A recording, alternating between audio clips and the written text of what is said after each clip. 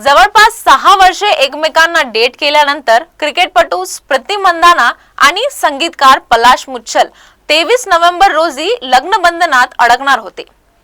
सांगलीतील लग्नापूर्वीच्या कार्यक्रमांनाही सुरुवात झाली होती, परंतु विवाह विधीच्या अवघ्या काही तास आधी स्मृतीच्या वडिलांची प्रकृती बिघडल्याने त्यांना रुग्णालयात दाखल करावा लागला होता। यानंतर स्मृती आणि पलाशने लग्न पुढे ढकलण्याचा निर्णय घेतला। अशातच पलाशचे कोरिओग्राफर मेरी डिकोस्टा सोबतचे फ्लर्टिंगचे चॅट समोर आले होते। पलाशने स्मृतीची फसवणूक केल्याच्या आरोपादरम्यान या दोघांचा लग्न आता होणार की नाही असा प्रश्न अनेकांना पडला होता।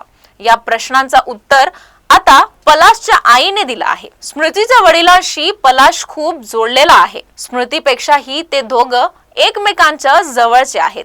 त्यामुळे जेव्हा त्यांची प्रकृती बिघडली तेव्हा स्मृतीच्या आधी पलाशनेच लग्न पुढे ढकलण्याचा निर्णय घेतला होता। जोपर्यंत ते पूर्णपणे बरे होत नाहीत तोपर्यंत लग्न न करण्याचा निर्णय घेतला होता। स्मृती आणि पलाशच्या हळदीचा कार्यक्रम झाला होता, त्यामुळे आम्ही त्याला बाहेर जाऊ दिलं नव्हतं। रडून रडून त्याची तब्येत बिघडली होती।